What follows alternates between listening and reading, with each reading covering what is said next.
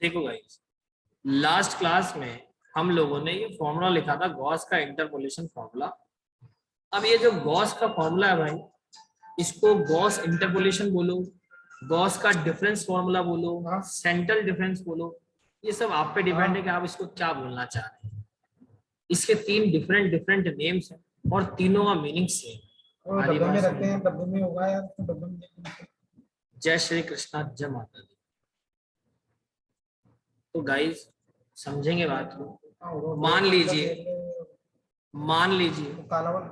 मैंने इस फॉर्मूले को ऐसे लिख दिया, y of u is equal to y0 plus uc1 del y0 plus uc2 del 2y1 minus plus uc3 del power 3 y minus 1 plus u plus 1 c4 del 4 y minus 2 plus, अब जो इनकी इंपॉर्टेंट टर्म्स है आप उसको समझिएगा। ये देखिए dot dot dot u plus k minus 1 c2 k minus 1 del power 2 k minus 1 y minus k plus 1। दूसरी term u plus k minus 1 c2 k del 2 k y minus k, और इसी तरीके से ये टर्म आगे चलती चले जाएगी। उसमें फोन नंबर कौन सा पता होगा? सवाल हमारा ये है कि ये जो फॉर्मूला है वो 1 2 3 4 5 टर्म्स तक है। कोई क्वेश्चन ऐसा आ जाए जिसमें टर्म्स 5 ना होके 6 7 दैट मींस 6 7 8 9 इतने टर्म्स हो जाए, तो उस केस में इस फॉर्मूले को एक्सपेंड कैसे किया जाए। तो जब अगर फॉर्मूले की टर्म्स ज्यादा हो और यहाँ टर्म्स कम गिवन हो, तो आगे आने वाली जो टर्म्स हैं उनको कैसे फाइंड किया जाएगा। उन टर्म्स के लिए ये दो आगे वाली टर्म्स, इन्हीं टर्म्स की हेल्प से ये सारी चीजें आई हैं और इन्हीं टर्म्स की हेल्प से आगे वाली चीजें क्या पता। आप सबसे पहले k की वैल्यू 0 पुट कीजिए। तो जैसे ही आप k 0 रखेंगे आप देखेंगे आपके पास k 1 रखेंगे, 1 से स्टार्ट होगा, 0 करते हुए नेगेटिव चला जाएगा। तो जैसे ही 1 रखेंगे आप देखेंगे, अगर मैं देखना ध्यान से, समझाने के लिए मैं सारी चीज बता रहा हूं आपको, समझाने के लिए मैं हटा दूंगा इसको, बाद में आप नोट कर लीजिएगा अगर आपको करना हो।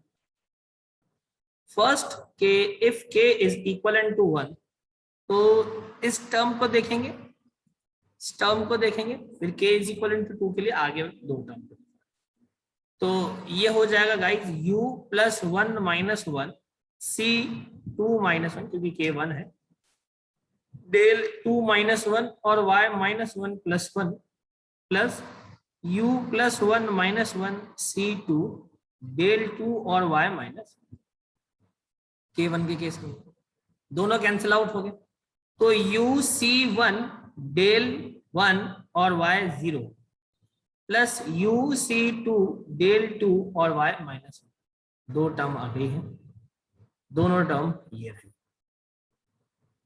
k1 है। इसी तरीके से if k is equal to 2, then इन दोनों टर्म में आप वैल्यू रखिए, k की value 2, u plus 2 minus 1 c, k की वैल्यू 2 है और बाहर भी 2 है, तो 2 2 जा 4 minus 1 del power 4 minus 1 y minus 2 plus 1 plus u plus 2 minus 1 c, 2 2 जा 4 डेल 4 और y माइनस, इसको आगे सॉल्व करते हैं, u plus 1 c3 del power 3 y minus 1 plus u plus 1 u plus 1 C4 del 4 y minus 2। आगे देखेंगे ये दोनों टर्म्स ये रही। इसी तरीके से k की वैल्यू 3 रखेंगे तो और आगे वाली दो टर्म्स आ जाएंगे, k की वैल्यू 4 रखेंगे तो और आगे वाली दो टर्म्स आ जाएंगी। तो अब in short what I am saying कि अब कुछ भी आए आप k की वैल्यू पुट करते चले जाइए, आपके आगे आने वाली सारी टर्म्स आपको मिल जाएगी। Is it clear? राइट। तो guys for the k is equivalent to 1 we get first two terms except y0. For k is equivalent to 2 we get another two terms in the series, and for k is equivalent to 3, k is equivalent to 4, k is equivalent to 5, we get in each and every term in each and every case two terms for the formula for the series, right? तो जैसे जैसे आप k की different different values रखते चले जाएंगे, हर values के लिए दो दो टर्म्स आपको आगे मिलते चले। अब डिपेंड करता है आपके क्वेश्चन में कितनी टर्म्स आपकी रिक्वायर्ड है। मान लीजिए आपके फॉर्मूले में 6 टर्म्स रिक्वायर्ड है और यहाँ पे 1 2 3 4 5 टर्म्स ही गिवन है और आपको 6th टर्म और चाहिए, तो आप क्या करेंगे, इस k वाले टर्म में k की वैल्यू 3 पुट करेंगे, नई दो टर्म्स आएगी उसमें से एक आप काम में ले लेंगे तो टोटल 6 टर्म्स बन जाएगी, बात खत्म होगी। हरी बात समझ में? तो चलिए आप इसको नोट कर लीजिए। तो हम लोग एक क्वेश्चन लिखते हैं छोटा सा और उस क्वेश्चन को सॉल्व करते हैं, ठीक है? इसको नोट कर लो गाइस, फटाफट नोट कर देखो ना थोड़ा सा, तो अपन कर पाए कुछ और ज्यादा।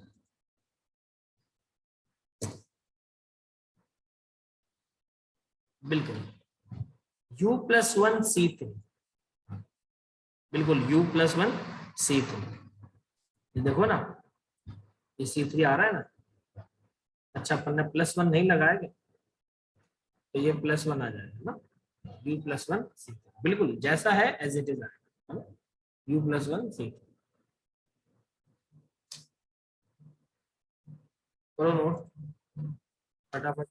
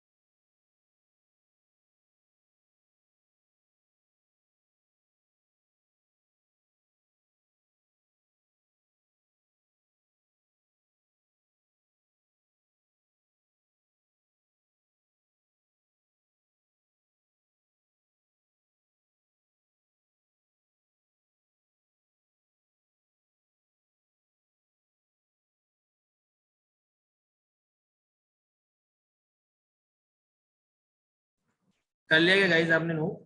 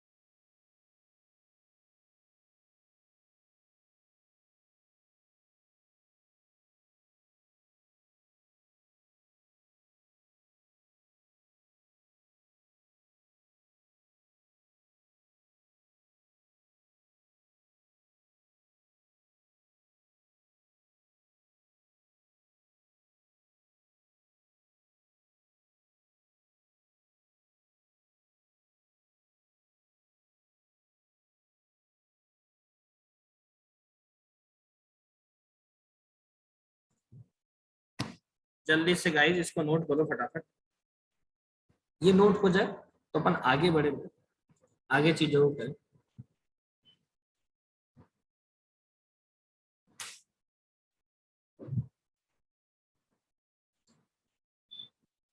Done from your side guys? Okay, आगे समझो। देखो बच्चों आगे अब क्या सीन है, एक मिनट वीडियो ऑन कर लेता हूँ पहले तो। अब आगे क्या सीन है गाइस, मैं इसको निकाल देता हूँ। देखो जैसे मैंने आपको ये बताया कि ये क्वेश्चन है, फॉर एग्जांपल अपन इस क्वेश्चन को लिख लेते हैं और एग्जांपल है ईयर पॉपुलेशन इन lakhs 1931, 1941, 1951, 1961, 1971, 1981, ठीक है। फिर ये आ गया 12, 15, 20, 27, 39, 52। अब अपने को इसको सॉल्व करना, क्या फाइंड करना, 1976। we need to find 1976, we need I of 1976, ठीक है।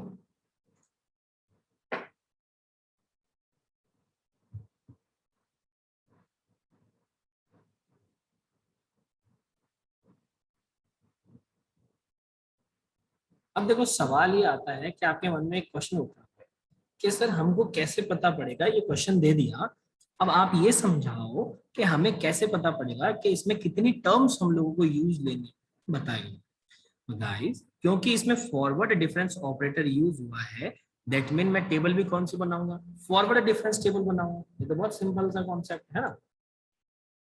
तो अब अपन क्या करते हैं, एक फॉरवर्ड डिफरेंस टेबल बनाते हैं। ये देखिए, ये मैंने फॉरवर्ड डिफरेंस टेबल बनाई।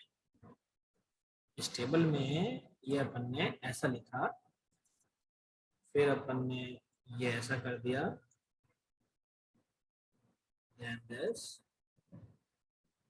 देखिए ये हो गया आपके पास x, f of x, del f of x, del square f of x, del power 3f of x, del power 4f of x, del power 5f of x, del power 6f of x, del power 7f of x। इतना समझना है।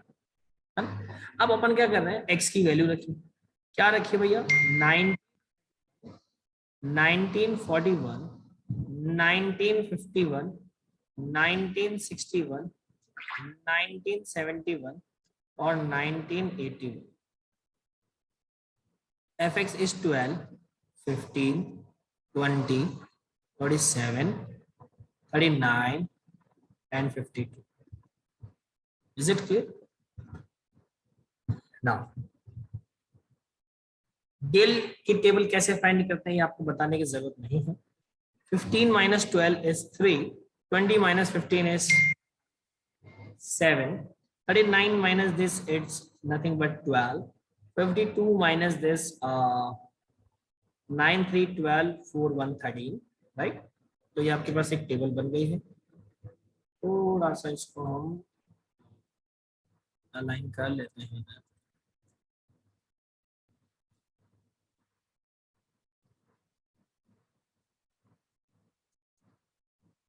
ये देखो, फिर 5 minus 3 2, 7 minus 5 2, 12 minus 7 5, 13 minus 12 1। Table main है तो table आपने already पहले सीखी हुई है, तब आपको प्रॉब्लम नहीं होगी। 2 minus 2 कितना हो गया, 0, 5 minus 2 3, 1 minus 5 minus 4,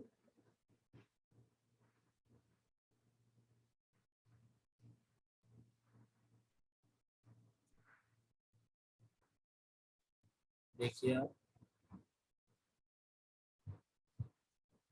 3 minus 0 3, minus 4 minus 3 minus 7 the next thing is nothing but del power 5 is what?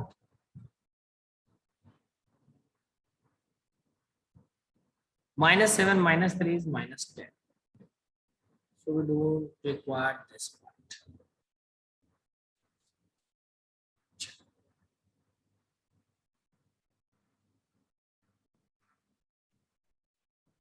अब इस पूरे पार्ट में किसी भी स्टूडेंट को कोई डाउट है?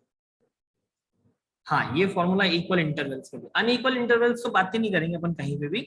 अनइक्वल इंटरवल्स सिर्फ के लिए सिर्फ दो ही फॉर्मूले हैं पूरे सिलेबस में, एक न्यूटन डिवाइडेड डिफरेंस और एक लैग्रांजेस मेथड, और थर्ड कोई फॉर्मूला नहीं है किसी भी तरीके से। अनइक्वल इंटरवल्स के लिए कोई बात नहीं करेंगे, जो भी बात करेंगे वो सिर्फ इक्वल इंटरवल्स के लिए कर रहे हैं, इस बात को आप समझ लीजिए। कोई डाउट है? क्लियर? आगे चले तो ध्यान से समझेंगे। अब ये गॉस का interpolation formula, forward difference formula, Gauss central difference formula, उसको कैसे हम लोग सॉल्व करते हैं, क्योंकि यहाँ पे डेल पावर 5 है। तो मैंने आपको पहले ही बताया था कि ये देखिए, आपको एक टर्म की अगर रिक्वायर्ड हो, डेल पावर 5 तक के रिक्वायर्ड हो, तो डेल पावर 5 अपन कैसे करें। सवाल ये आता है कि सर यहाँ पे y 0, y -1, -2, -3, आगे -4 भी आएगा, तो ये मैं माइनस में टर्म्स कहाँ से लाऊंगा? मेरे लिए तो बहुत कॉम्प्लिकेटेड हो जाएगा माइनस में लाना। तो प्लीज इसको एक्सप्लेन करिए कि माइनस में टर्म कैसे है। तो माइनस में टर्म लाने के लिए अब इस टेबल में मुझे एक छोटा सा कॉन्सेप्ट और ऐड करना है बस। वो ये, इस पूरी टेबल में एक बात ऐड हो जाएगी,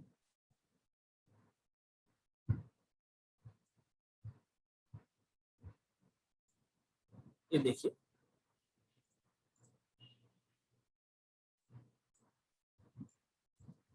पूरी टेबल में एक कॉलम और बनेगा और उस कॉलम का नाम रहेगा u। अब ये u कौन सी बला है?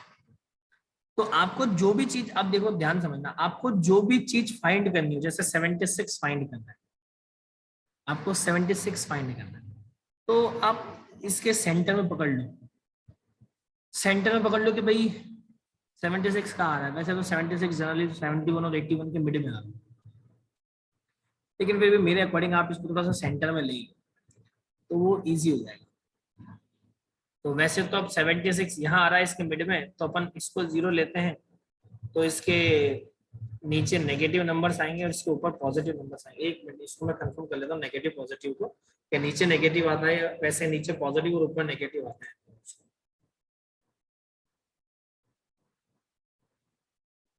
हाँ, नीचे नेगेटिव आते हैं, वो सॉरी पॉजिटिव आते हैं, ऊपर नेगेटिव आते हैं। तो देखिए, वैसे तो 76 जो है जनरली वो 76 कहाँ आ रहा है? 71 और 81 के मिड में आ रहा है। तो आप उसको जाके, मतलब जहां पे 76 हो उसके आसपास के नंबर को 0 लेट कर लो, है ना, u वहां पे लेट लो। पहला तरीका तो ये, जैसा कि मैंने अभी बताया। दूसरा तरीका ये है कि इस पूरे के किसी भी मिड पॉइंट को पकड़ के उसको 0 बोल दो, तो भी आपका आंसर आ जाएगा। तो दोनों में सिर्फ डिफरेंस ये रहेगा कि एक में नियरेस्ट थोड़ा ज्यादा आएगा, एक में हल्का सा कम आएगा। तो वो फ्रैक्शंस वाले जो पार्ट होते हैं, डेसिमल के बाद वाले जो पार्ट, वहां पे आपको चेंजेस देखने को मिलेगा। डेसिमल के पहले वाले नंबर्स में कोई चेंजेस नहीं होगा। तो जैसे 71 और 81 जो है 39 और 52 के बीच में आ रहे हैं, तो मान लो आपने 51 के वहां जाके 0 माना है, तो एक एग्जांपल लेता हूँ, नंबर जो आ रहा है 45.073 आ रहा है एग्जांपल। तो 71 और 81 के मिड में या 71 पे आप जाके 0 मानोगे तो रिजल्ट तो 45 पॉइंट ही समथिंग आएगा, मतलब इधर तो 45 आना कंपलसरी हो गया। तो वो नियर बाय इतना ही रहता है, मतलब जो फ्रैक्शन वाले पार्ट है सिर्फ उन्हीं में डिफरेंस है। तो आप 0 यहाँ मानो या 51 मानो, आप पे डिपेंड है भैया। दोनों गलत नहीं है, मैं बार बार कह रहा हूँ, दोनों गलत नहीं है, दोनों सही बात है। तो अपन इधर 0 मानते हैं, ऊपर वाली टर्म्स को माइनस में लिखेंगे, -1 -2, नीचे वाली टर्म को प्लस में लिखेंगे 1 2 3। अब देखिए, ये डेल की पावर 5 तक जा रही है, तो जो फॉर्मूला आएगा वो क्या आएगा? y of u is equivalent to y0 plus uc1 del y0 plus uc2 del power 2 y -1 plus u plus 1 c3 del 3 y -1 plus u plus 1 c4 del 4 y minus two plus, और एक formula और देख लेते हैं इनका, क्योंकि मैंने already last class में जब कराया था तभी फॉर्मूला बनाया हुआ है।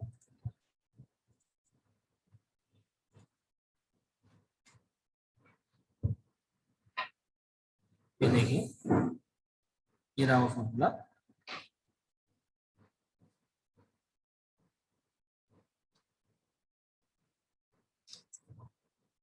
ये ऑलरेडी फॉर्मूला बना हुआ है, लास्ट क्लास में बच्चों को बताया था। तो ये देखिए, plus u plus one c four del four y minus two हो गया। अब क्योंकि मेरे को एक ही टर्म चाहिए 5 टर्म के लिए, तो मैं एक ही टर्म को यूज कर रहा हूँ, के की वैल्यू रखी होगी कोई, तो वो आ जाएगा u प्लस टू सी फाइव डेल की पावर 5 वाई माइनस टू। मेरे को 2 टर्म की जरूरत नहीं पड़ी, इसमें कोई डाउट? अब सवाल ये आता है कि यहाँ पे जो बार बार u बोला जा रहा है, ये u कहाँ से आया? तो गाइस, u का जो एक फॉर्मूला होता है, u जो होता है वो होता है x minus x zero divide by h।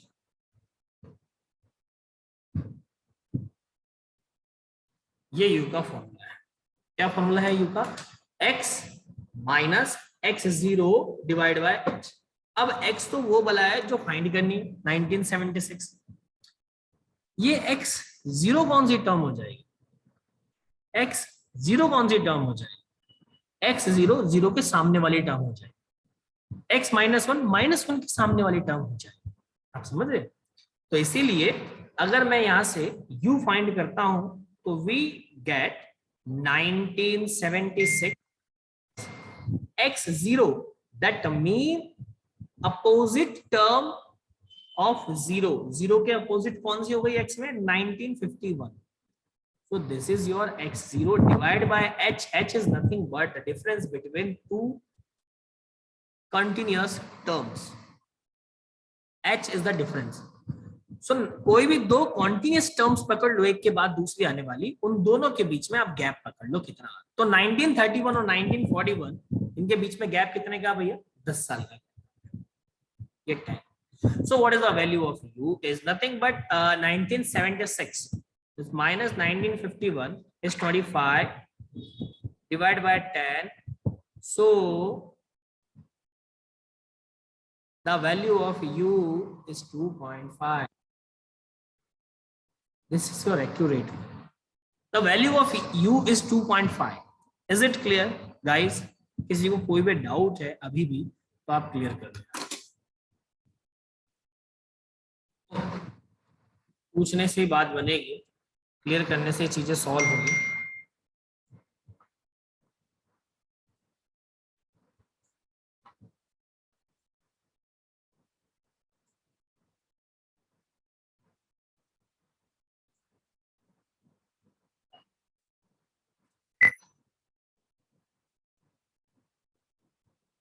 ये किसी भी स्टूडेंट को कोई डाउट नहीं है, चले आगे।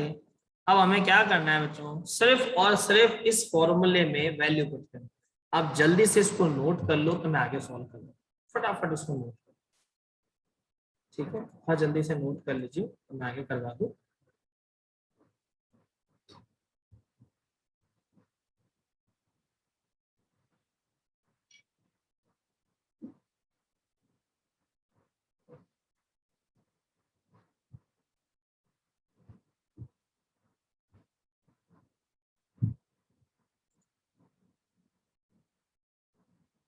जल्दी से नोट कर लीजिए, मैं आगे करवाऊँ।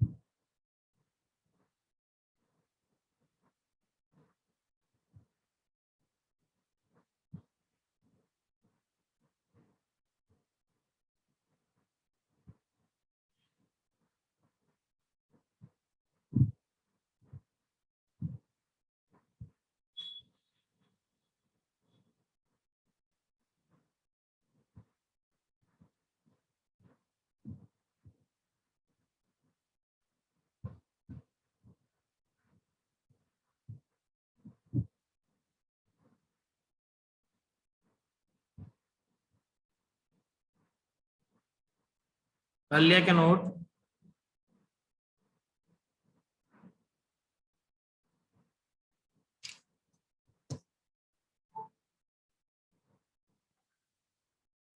Done, okay that's great. आगे समझो यार, ये पूरा हो नहीं पाएगा, हम लोग इसको नेक्स्ट क्लास में करते हैं आगे, मतलब कल की क्लास में हम लोग इसको आगे कंटिन्यू करेंगे। मैं इसको सेव कर एज इट इज, तो इतना ज्यादा लिखना पड़ेगा नहीं, जितना हो जाएगा उतना तो कर ही लेंगे। देखो